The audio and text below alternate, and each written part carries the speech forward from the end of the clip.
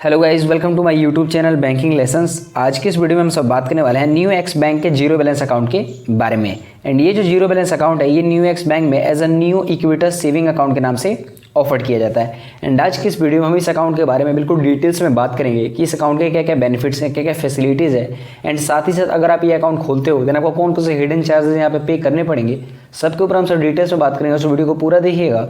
And अगर आपको video पसंद आए तो वीडियो को लाइक करें, शेयर करें एंड हमारे चैनल को जरूर सब्सक्राइब करें। चलिए वीडियो शुरू करते हैं।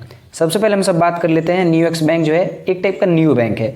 न्यू बैंक हम सब उसे कहते हैं जिसका कोई भी फिजिकल ब्रांच अपना खुद का नहीं होता। अगर हम सब एसबीआई की बात करें, एचडीएफसी बात करें तो ये ऐसे बैंक हैं जिनका खुद का फिजिकल ब्रांच यहाँ पे होता है। लेकिन जो न्यू एक्स बैंक है इसका कोई भी फिजिकल ब्रांच नहीं है। ऐसे जो न्यू बैंक रहते हैं इनका टाई अप रहता है किसी ऐसे बैंक के साथ जिनका खुद का कोई फिजिकल ब्रांच हो उसके साथ। तो जैसे कि अगर बात करें जो न्यू एक्स बैंक है इसका जो टाई अप है वो है इक्विटस बैंक के साथ। इक्विटस बैंक में आप कैसे जीरो बैलेंस अकाउंट खोल सकते हो उसके ऊपर मैंने पहले से वीडियो बना कर रखा हुआ है, जिसको आप चाहो तो जाकर देख सकते हो। उसका लिंक जो आपको डिस्क्रिप्शन बॉक्स में मिल जाएगा, ये ऊपर आई बटन पे आ रहा होगा, वहाँ से क्लिक करके देख सकते हो। तो ये जो न्यू एक्स बैंक है इसका जो टाई अप है इक्विटस बैंक के साथ।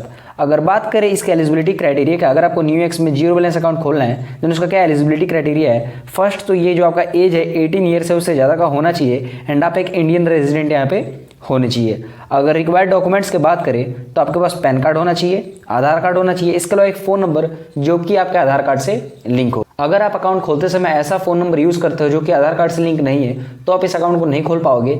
अगर आपको अकाउंट खोलना है देन आपको ऐसा ही नंबर यूज़ करना पड़ेगा जो कि आपके आधार कार्ड से लिंक हो। दूसरा बात ये कि ये जो अकाउंट है टोटली आपका ऑनलाइन खुलने वाला है, मीन्स फ़ोन की मदद से।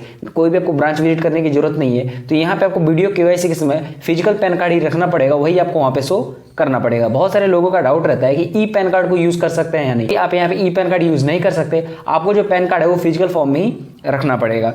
इसके अलावा अब हम सब बात कर लेते हैं इस अकाउंट के बेनिफिट्स के बारे में। मीन्स अगर आप ये जीरो बैलेंस अकाउंट खुलवाते हो तो आपको क्या क्या बेनिफिट्स मिलते हैं उसके बारे में हम सब बात कर लेते हैं। पहला तो ये जो अकाउंट है जीरो बैलेंस अकाउंट है, तो ना ही आपको इस अकाउंट खोलने में कोई भी इनिशियल फंडिंग करनी है 1 भी रुपये की, एंड ना ही आपको 1 रुपये यहाँ पे मेंटेन करके चलना है। मीन्स अगर आप इस अकाउंट में 1 भी रुपये नहीं रहते तो भी आपके कोई भी चार्जेस यहाँ पे कट नहीं किए जाएंगे। दूसरा ये कि आपको यहाँ पे वीडियो केवाईसी का ऑप्शन मिल जाता है, जिसके कारण आपको किसी भी ब्रांच में विजिट करने की जरूरत नहीं है। आप ऑनलाइन घर बैठे काफ़ी ईजी स्टेप्स में इस अकाउंट को खोल सकते हो। साथ ही साथ अगर आप ये अकाउंट खोलते हो देन आपको mobile banking and internet banking की भी सुविधा यहाँ पे दी जाती है। इस अकाउंट के और कुछ भी बेनिफिट्स है जैसे कि zero commission on mutual funds. अगर आप म्यूचुअल फंड्स में यहाँ पे इन्वेस्ट करते हो देन आपको यहाँ पे जीरो कमीशन पे करना पड़ेगा। इसके अलावा अगर आप इस डेबिट कार्ड को यूज़ करते हो किसी भी ट्रांजेक्शन करते समय देन आपको बहुत सारे यहाँ पे रिवॉर्ड्स देखने को मिल जाते हैं, रिवॉर्ड्स पॉइंट्स मिलते हैं जितने भी ट्रांजेक्शन करते हो। इसके अलावा बहुत सारे एक्सक्लूसिव ऑफर्स भी आपको मिलते हैं इनके डेबिट कार्ड पे।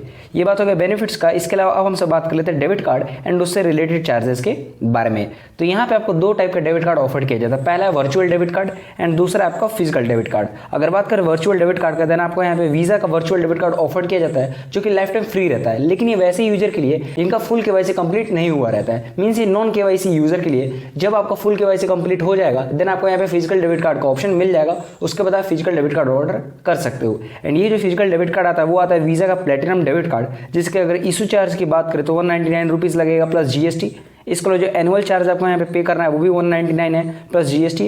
एंड जो रिप्लेसमेंट चार्जेस मीन्स मान लीजिए किसी कारण से आपका जो फिजिकल डेबिट कार्ड है वो लॉस्ट हो जाता है या डैमेज हो जाता है देन इस कंडीशंस में रिप्लेसमेंट चार्ज आपको 199 रुपीज़ यहाँ पे करना पड़ेगा। इसके अलावा अब हम सब बात कर लेते हैं ट्रांजैक्शन चार्जेस के बारे में।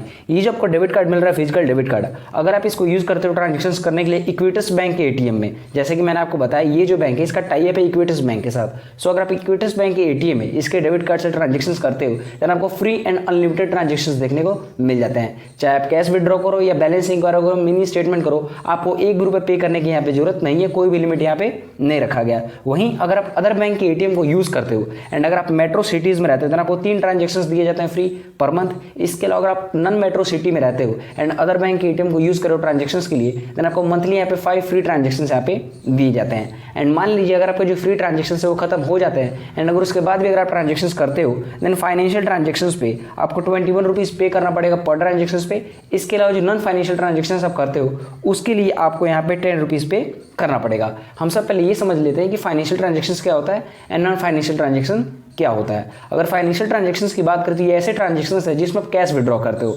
एंड नॉन फाइनेंशियल ट्रांजेक्शंस ऐसे ट्रांजेक्शंस को कहते हैं जिसमें आप बैलेंस इंक्वायरी करते हो या मिनी स्टेटमेंट करते हो, वो सारे आपके नॉन फाइनेंशियल ट्रांजेक्शंस में आते हैं। एंड जैसे कि मैंने आपको बताया ये जो डेबिट कार्ड है वीज़ा की तरफ से आता है, सो आप इसको इंटरनेशनल बैंक के एटीएम में भी यूज़ कर सकते हो। सो अगर आप इंटरनेशनल बैंक के एटीएम को यूज़ करते हो कैश विड्रॉ करने के लिए, देन इस कंडीशंस में आपको 110 रुपीज़ पे करना पड़ेगा पर ट्रांजेक्शंस।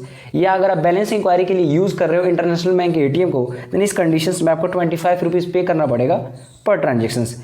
इसके अलावा अब हम सब बात कर लेते हैं ट्रांजेक्शन्स लिमिट के बारे में।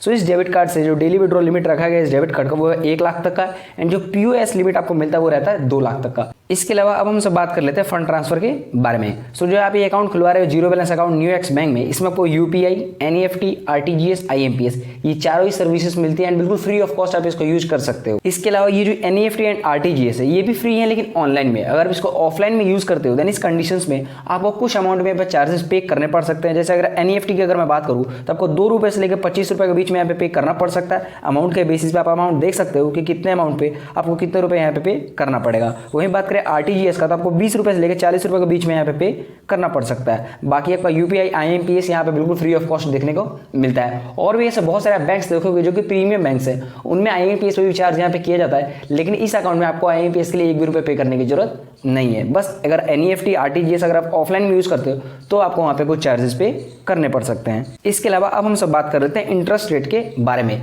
अगर आप ये अकाउंट के बारे में सर्च किए होंगे तो आपको दिख रहा होगा वहाँ पे कि 7% तक का आपको यहाँ पे इंटरेस्ट रेट दिया जाता है सेविंग अकाउंट पे। तो ये किस टाइप से आपको दिया जा रहा है वो मैं आपको अच्छे से यहाँ पे समझा देता हूँ। अगर आप अपने अकाउंट में 1 लाख रुपए तक रखते हो देन इस कंडीशंस में आपको 3.5% का यहाँ पे इंटरेस्ट रेट दिया जाता है पर एनम। अगर वही जो अमाउंट है 1 लाख से लेकर 5 लाख के बीच में है देन इस कंडीशंस में आपको 5.25% का यहाँ पे इंटरेस्ट रेट दिया जाता है पर एनम। एंड अगर आप 5 लाख से ज्यादा का अमाउंट रखते हो अपने अकाउंट में देन इस कंडीशंस में आपको 7% का यहाँ पे इंटरेस्ट रेट मिलेगा। सो अगर बेसिकली हम सब बात करें तो आपको मिनिमम यहाँ पे कम से कम 3.5% का इंटरेस्ट रेट तो मिलने वाला है, जो कि अदर बाकी बैंकों के कंपेयर में ठीक ठाक है। एंड अब हम सब बात कर लेते हैं पासबुक एंड चेकबुक के बारे में। जैसे कि मैंने आपको बताया ये जो आप अकाउंट खोल रहे हो जीरो बैलेंस अकाउंट ये टोटली ऑनलाइन है। तो यहाँ पे आपको पासबुक की जगह बैंक स्टेटमेंट देखने को मिल जाता है जो कि फ्रीली आपके ईमेल पे भेज दिया जाता है। लेकिन फिर भी अगर आपको पासबुक चाहिए देन आप ब्रांच में विजिट करके रिक्वेस्ट कर सकते हो। देन इस कंडीशंस में आपको यहाँ पे पासबुक मिल जाएगा जो कि फ्री ऑफ कॉस्ट रहता है। लेकिन अगर आप री इशू करवाना चाहते हो पासबुक को, डुप्लीकेट पासबुक को, देन इस कंडीशंस में आपको 50 रुपए यहाँ पे करना पड़ेगा। अगर चेकबुक का बात करें तो यहाँ पे आपको चेकबुक की भी फैसिलिटी दी जाती है। एंड जो पहला चेकबुक रहता है 25 पेज का वो आपको बिल्कुल फ्री मिलता है। इसके बाद भी अगर आप चेकबुक मंगवाना चाहते हो देन पर पेज के लिए मींस पर लीफ के लिए आपको 2 रुपीज़ यहाँ पे करना पड़ेगा।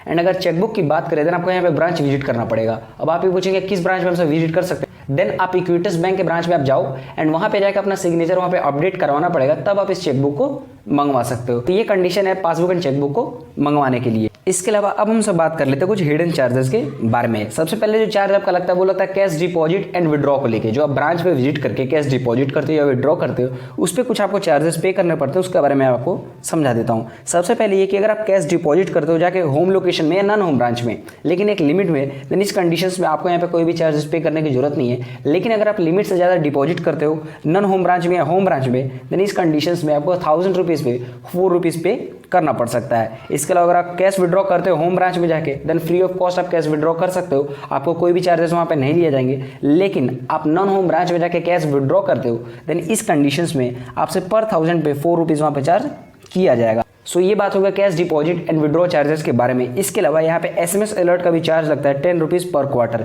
लेकिन आप चाहो तो इसको बंद करवा सकते हो। इसके अलावा अकाउंट क्लोजर के लिए भी आपको 250 रुपीज़ यहाँ पे करना पड़ सकता है। अकाउंट क्लोजर का मतलब ये कि अगर आप मान लीजिए अकाउंट खुलवा ली हो एंड किसी कारणों से अगर आप उसको बंद करना चाहते हो देन इस कंडीशंस में बंद करने के लिए 250 रुपीज़ यहाँ पे करना पड़ेगा। लेकिन इसके लिए भी कंडीशंस है, अगर अकाउंट खोलने के 15 दिन के अंदर आप इसको बंद कर लेते हो देन आपको फ्री ऑफ कॉस्ट यहाँ पे अकाउंट क्लोज हो जाएगा। लेकिन अगर आप 15 दिन से लेके 1 साल के अंदर आप इसको बंद करना चाहते हो तब आपको यहाँ पे 250 रुपये देने हैं। एंड अगर आप 1 साल के बाद बंद करते हो देन आपको फ्री ऑफ कॉस्ट इसको बंद कर सकते हो। सो ये कुछ हिडन चार्जेस हैं जो कि आपको पे करने पड़ सकते हैं अगर आप ये अकाउंट यहाँ पे खुलवाते हो।